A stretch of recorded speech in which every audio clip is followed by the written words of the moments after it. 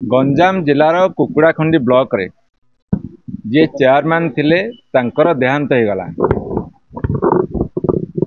निर्वाचन पर जनरल निर्वाचन पर तांकर देहांत हो गला। जेतेबेले जने चेयरमैन कर देहांत हबो नूतन चेयरमैन हवा पई गोटे नोटिफिकेशन हवा कार्यक्रम आरंभ हबो। ए सरकार ता करूना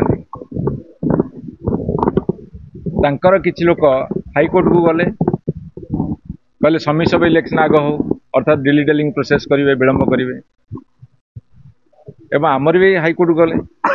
हाईकोर्ट डायरेक्शन देले जे पंचायत समिति चेयरमैन इलेक्शन करा जाऊ ता साथी समिसब इलेक्शन करा जाऊ। किंतु गोटे आश्चर्यर कथा ओडिशा रे घटुची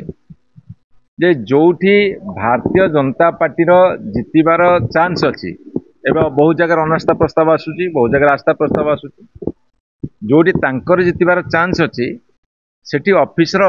2 दिन पूर्व जाइए प्रिजाइडिंग ऑफिसर की डेरा पकई रोचंदी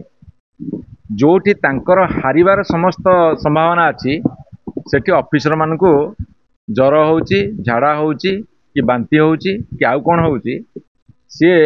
सरकारंकर चापरे चेपा हो जाउछंदी।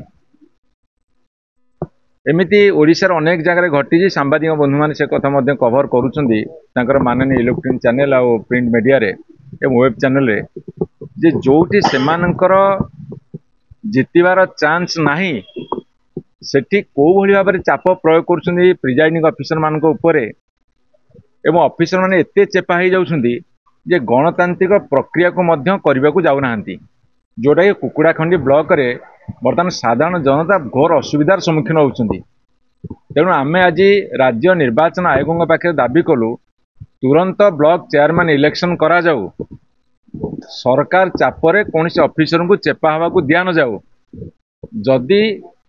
निर्वाचित प्रतिनिधि माने तांकर सुजोग प्राप्त न होबे बा गोटे ब्लॉक फंक्शन करबनी पंचायत फंक्शन करबनी म्युनिसिपालिटी बा एनएसी फंक्शन करबनी ताले सरकार को कड़ा जवाब दिया जिवो। आमे सरकार को चेतावनी दौचु जे एभली भाव में विलंबित प्रक्रिया न करी तुमे शीघ्र निर्वाचन करा एवं विशेषकर आज कुकुड़ाखंडी ब्लॉक चेयरमैन निर्वाचन तुरंत करने को आम दृढ़ दाबी कर आह्वान जनाऊँ नचेत आर भयंकर परिणति भोग करने को सरकार प्रस्तुत रही। शुणु मु आपण मान को कही रखे जातिभित्तिक जनगणना अच्छी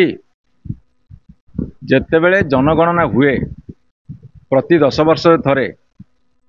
1 मसीह 11 मसीह 21 मसीह कोरोना आलो देखिकी बर्तमान 4 वर्ष टाली देले जेतेबेले जनगणना होउची को धर्मर केते लोक ताकू गणना करा जाउची केते आदिवासी लोक अछनी गणना करा जाउची केते दलित संप्रदाय अछनी गणना करा जाउची आउ खाली ओबीसी केते रहिले आउ जनरल कास्ट रे गोटे कलम रो कथा जदि धर्म भितर जनगणना होउची जदि जाति भितर भी आदिवासी दलित मानकर होउची आ ओबीसी जनरल कास्ट बाहर कर खेती कोन होउची कहउछन तो आमे ओबीसी ओबीसी कहि कि सारा भारत वर्ष प्रचार करछुंदी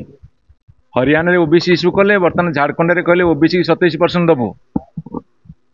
एपटे महाराष्ट्र ओबीसी कथा चलैछंदी ताले आउ ई जनगणना कर प्रॉब्लम को रहउची। आपण मान को मोर अनुरोध जनाउची जनगणना भितर जाति जनगणना होउची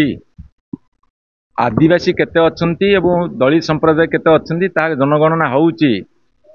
केते हिंदू केते मुसलमान केते क्रिश्चियन केते सिख केते बुद्धिस्ट केते जैन ए सब कथा गणना होउची आउ खाली ओबीसी और जनरल वर्ग गणना हबो कोन तांकर असुविधा होउची तांकर उद्देश्य कोन थियो तांकू जणा आउ गोटे कलमटे जोड़ा हबो समस्त गोटे धारणा बोधे जाति जनगणना होउ नै।